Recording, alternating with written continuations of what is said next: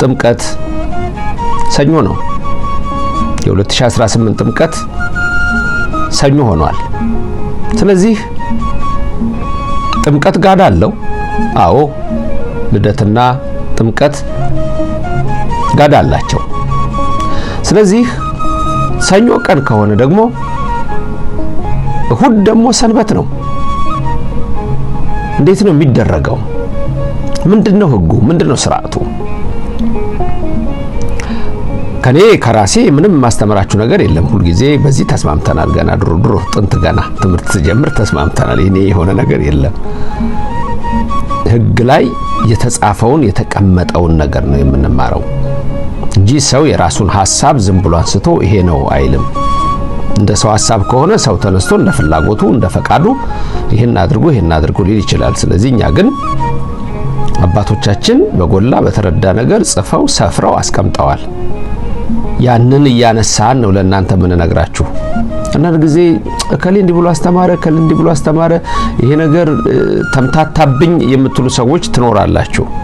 ስለዚህ ለእናንተም አይነት ሰዎች ዛሬ በዚሁ በገጹ ላይ ጽሑፉንና ህጉን እያሳየዋችሁ ለሌላም ሰው የምትጠቅሙ እንደምትሆኑ ተስፋ አደርጋለሁ። ስለዚህ አንዳንድ ሰዎች ከራሳቸው ስሜት ተነስተው የሚያስተምሩ ይኖራሉ። አንዳንዶች ደግሞ መንፈስ ቅዱስ ገልጦላቸው እናንተ የበለጠ ጾመኛ እንድትሆኑ አድርገው የሚያስተምሩ ሊኖሩ ይችላሉ።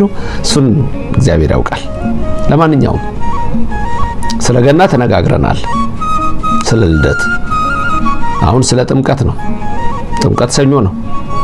ከመሳሳት ለመዳን መማር ጥሩ ነው። ዕውቀት ጥሩ ነው። ሕዝቤ ዕውቀት ከማጣት የተነሳ ጠፋ ብሎ በነቢዩ እግዚአብሔር የተናገረው ከዚህ የተነሳ ነው። ዕውቀት ይኖርባችሁ፣ የእግዚአብሔር ቃል በሙላት ይኖርባችሁ ነው የሚለው። ስለዚህ ቃሉን ስንሰማ ቃሉን ስናውቅ ከእግዚአብሔር ጋር የበለጠ ግንኙነታችን እንዲጠነክር ነው። ስለዚህ እናንተ ደግሞ ከሕፃንነት ጀምራችሁ የእግዚአብሔርን ቃል ተምራችኋል። የእግዚአብሔር መንፈስ ያለባቸው መጽሐፍ ታውቃችኋል። ከማን እንደተማራችሁም ታውቃላችሁ ይላል ሐዋርያው ቅዱስ ጳውሎስ ልጁ ጢሞቴዎስን እንደመከረው። ይሄ ቃል ለእናንተም ነው። ይሄ ቃል ለእኛም ነው። ይሄ ቃል ለሁላችንም ነው። በመጀመሪያ ግን ምንድነው ገሃድ ማለት ወይም ጋድ ሲባል ትሰማላችሁ? ምን ማለት ነው? ይሄን ትርጉሙን ማወቅ ያስፈልጋል አይደል? ብዙዎቻችሁ ታውቁታላችሁ በእርግጠኝነት። በግዕዙ ገሃድ የሚለው ነው የሚስማማው። ገሃደ ነው። ገሃድ የሚለው ይስማማል። ጋድ የሚልም ቃል አለ እንጠቀመዋለን። ጋድ ነው የሚል ጋድ ወደ አማርኛው የሚያደላና ገሃድ አጠር ብሎ የሚመስልበትን ታያላችሁ። ግን ሁለቱም ትርጉም አለው።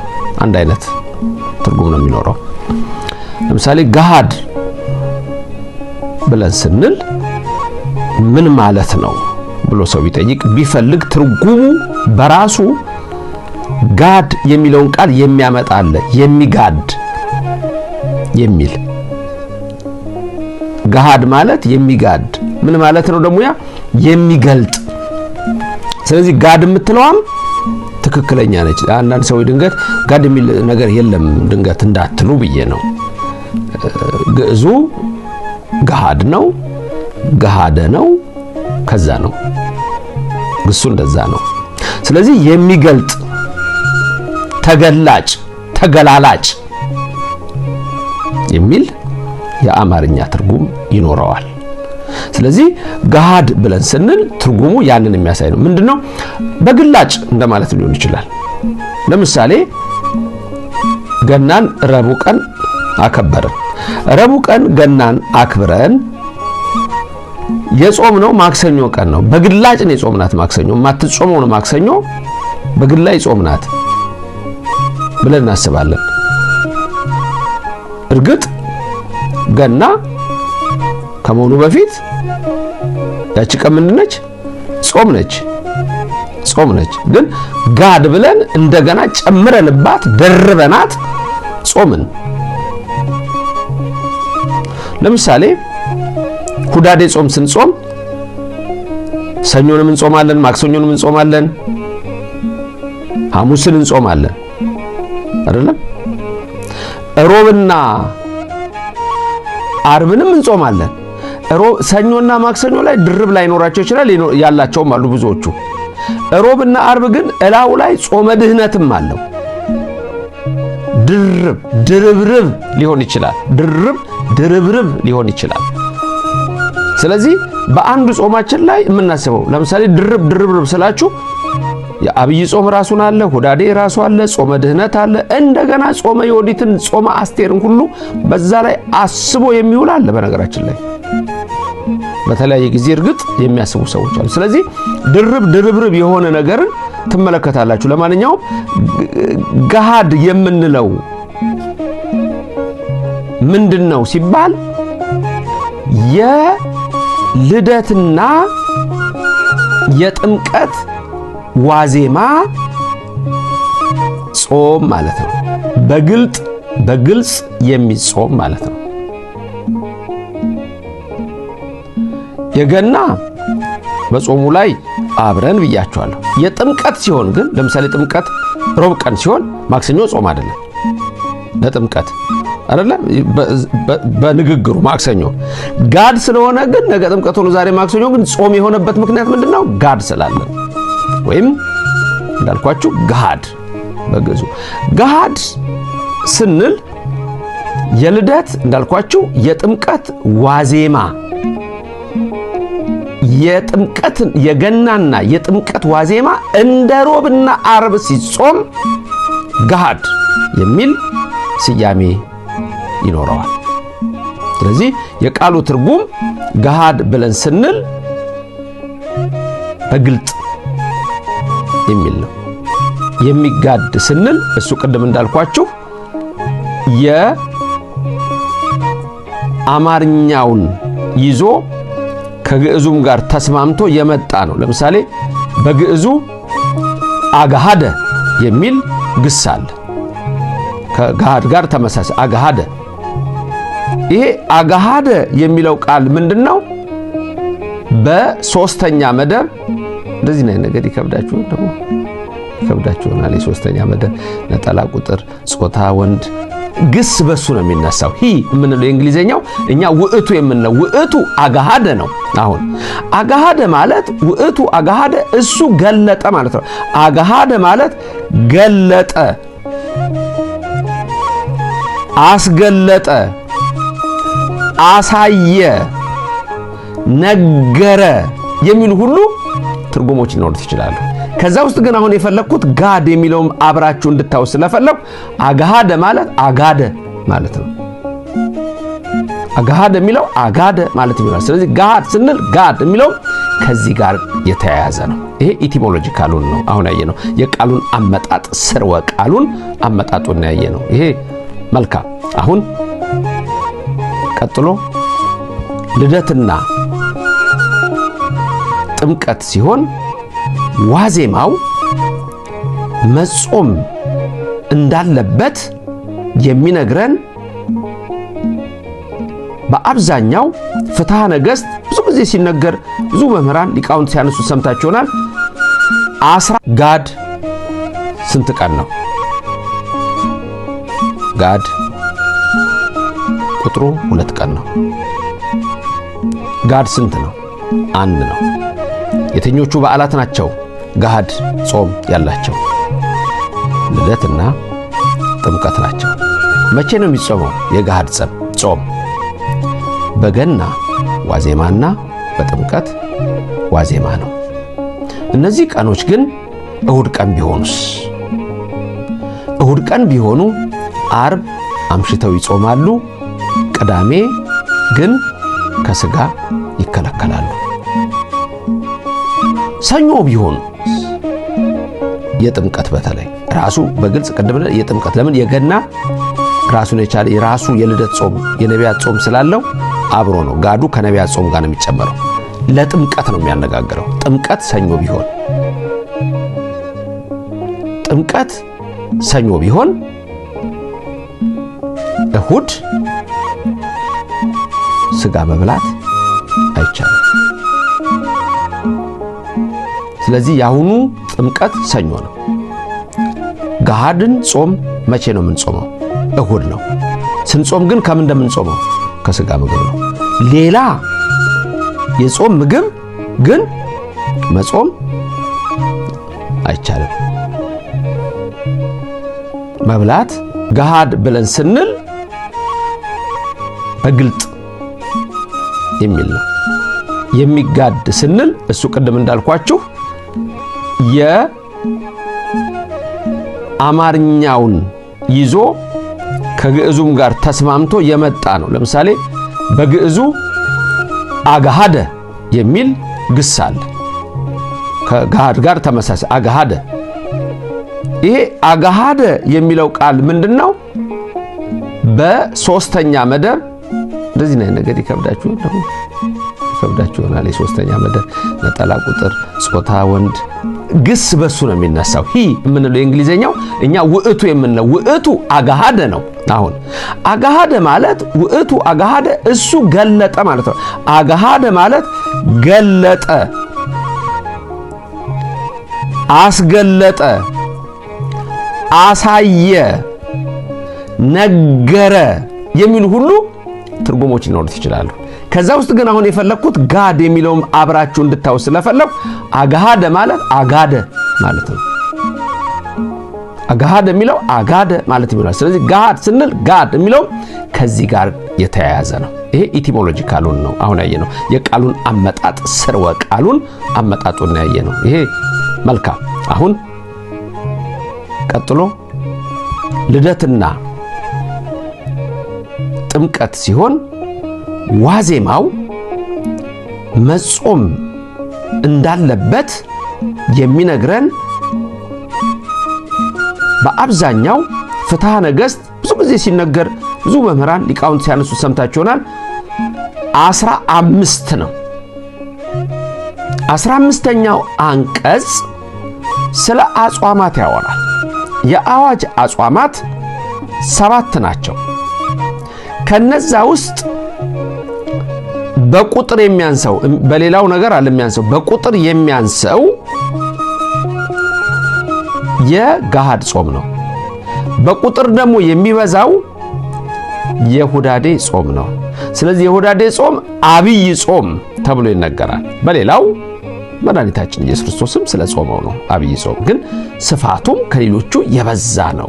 ቀኑ ጾም ነው በእኛ ሕይወት ውስጥ። የገሃድ ጾም ግን በትክክለኛው ካየነው 2 ቀን ነው። እሱም የልደት ዋዜማና የጥምቀት ዋዜማ ነው። ፍትሐ ነገሥቱ እነዚህ 2 ቀኖች እንዴት እንደሚጾሙ በምልክት የምታዩበትን ላሳያችሁ። እናንተም እንድታዩት ስለምፈልግ እሱ ላይ ታዩታላችሁ። እሱ ላይ እንደምታዩት ስለነዚህ ስለ 2ቱ የዋዜማ ዕለቶች ነው አሁን እሱ ጋር የምታዩት። በግዕዙም ያለውን እንድታዩት ፈልጋለሁ፣ በአማርኛም ያለውን እንድታዩት ፈልጋለሁ። በመጀመሪያ ግዕዙን ይዩት። 566 ላይ ያለ ነው። አንቀጽ 15 ነው ብያችኋለሁ። እዛ ላይ ነው የምትመለከቱት። እሱ አሁን የምታዩት 566ኛው የሚናገረውን ነው። ምንድነው የሚለው? ረቡዓ ወአርበ በኩሉ ሱባኤ ዘእንበለ መዋዕለ 50 ወበዓለ ልደት ወጥምቀት ሶበሃብሩ ቦሙ የሚል ቃል ትመለከታላችሁ። ይሄ ቃል ምንድነው የሚለው ሲል አማርኛው እንደምትመለከቱት ምንድነው የሚለው? አንቀጽ ስንት ነው ብያችኋለሁ? 15 ነው። ስለ አጽዋማት የሚያወራ ነው። ዳግመኛም የሚል ታያላችሁ። በየሳምንቱ ሁሉ አርብና ሮብን መጾም ነው ይላል። ይሄ ስለ አብይ ጾም ዝርዝሩ ላይ ነው። እሱ ጋር እንድታዩት የምፈልገው ልብ በሉ። ሌላም ሰው ማስተማር ትችላላችሁ። ዳግመኛ በየሳምንቱ ሁሉ አርብና ሮብን መጾም ነው። በየሳምንቱ አርብና ሮብ ይጾማል። ግን አርብና ሮብ የማይጾሙበት ጊዜ አለ፣ የሚሻሩበት ጊዜ አለ። አርብና ሮብ ይሻራሉ። መቼ እንደሆኑ ሲነግራችሁ ምንድነው የሚለው? እሱ ጋር ስትመለከቱ በዓለ 50 የልደትና የጥምቀት በዓል የተባበሩባቸው ጊዜ ካልሆነ በቀር እንደተጻፈው እስከ 9 ሰዓት ድረስ ይጾሟቸው ብሎ ስለ ጾሙ ይናገራል፣ ስለ ሮብና ዓርብ። እዚህ ጋር ግን የማይጾሙባቸው የሚሽሩት ስንት ነገሮች አሉ? 50 ቀኖች አሉ። እነዚህ 50 ቀኖች በዓለ 50 የሚባለው ነው። በበዓለ 50 ውስጥ ያሉ ሮብና ዓርብ ምን ይሆናሉ? ይበላሉ። እኔ በጣም የሚገርመኝ እሱንም እያያችሁ ልንገራችሁና ሰው ለምን ሁል ጊዜ ጋሃር ላይ እንደሚከራከር አይገባኝም። እዚህ ጋር በበዓለ 50 ሮብና ዓርብ ይበላል ስጋ። አንዳንድ ሰዎች የእንትን ቀን ሮብ ለስበላ ትንሽ ሰቀቀኝ፣ እንዴት ሮብ ቀን ስጋ በላ ሰቀቀኝ። በበዓለ 50 ስታነክቷል ልምጥ ካገኘ ነው እሱ የሚያገኙት ነው። በየከተማ ያላችሁት ቁርጥ ቤት ናችሁ፣ ልቀን አይደለም እንዴ ገንዘብ ያላችሁ። ሌላውማ በአመትም አንድ ቀን ስጋ ይበላል። አሁን እዚህ ጋር የምትመለከቱትን ልብ በሉ እንግዲህ ህጉን ስታዩ ነው የምታውቁት፣ ህጉን ስትመለከቱ ነው የምትማሩት። ስለዚህ እሱ ጋር የምታዩት ምንድነው? በበዓለ 50 አንደኛ በበዓለ 50፣ ሁለተኛ የልደት ዋዜማ፣ ሶስተኛ የጥምቀት የልደት በዓል ሶስተኛ የጥምቀት በዓል ዋዜማዎቹ ወደ ጋድ ይለወጣሉ ማለት ነው። በእነዚህ ቀኖች ግን ይበላል ማለት ነው። ስለዚህ ሮብና ዓርብን በበዓለ 50ና የልደትና የጥምቀት በዓል በሚሆንበት ጊዜ ምን አድርጉ ነው የሚለው? ብሉ ሮብና ዓርብን ይላል። አሁን ዋናው ነገር ምንድነው? እሱ ላይ እንደምትመለከቱት እነዚህ ቀኖች ለምንድነው ብላችሁ ስትሉ በዋዜማቸው ጥምቀት በዋዜማቸው ጋድ ናቸው፣ ጋድ አላቸው፣ በግልጥ ይጾማሉ። ስለዚህ ሮብና ዓርብ ጥምቀት ሲውል ይበላል። የተበላበት ምክንያት ደግሞ ጋድ የሚለው ከሰባቱ አጽዋማት አንዱ በእነሱ ላይ ሕግ ስላለው ነው። ይህን እንደገና አሁንም በሌላ የሕግ የቀኖና መጽሐፍ እነማን እንደሆኑ ላሳያችሁ። እዚህ ላይ ደግሞ የምጨምርላችሁ ምንድነው? ቀኖቹ ላይ ነው። ስንት ቀን ነው የምጾመው? አሁን ለምሳሌ ጥምቀት አሁን ሰኞ ነው። መቼ ነው የምጾመው? ጋድን ሳምንቱ ሙሉ ነው የምጾመው? ዓርብ ነው የምጾመው? ቅዳሜ ነው የምጾመው? እሁድ ነው የምጾመው? ጾሜስ እንዴት ነው የሚለውን በጣም ማስተዋል ያስፈልጋል። ይህንን ጥቅስ ተመልከቱት። ይህም በፍትሐ ነገሥት ላይ ያለ ጥቅስ ነው። ምን እንደሚል አንብቡ። መንፈስ ቅዱስ በእኔም በእናንተ ላይ ይደር። መልካም። አሁን እሱ ጋር የምታዩት የአጽዋማትን ዝርዝር ነው የሚናገረው። እዚህ ጋር የአጽዋማትን ዝርዝር ሲናገር የሰባቱን አጽዋማት ሁኔታ ሲዘረዝር እሱ ጋር ከምትመለከቱት አንዱ የጋድ ጾም ነው፣ ወይም የጋድ ጾም ነው። የግልጽ ጾም፣ በግልጽ የሚጾም ጾም። እሱም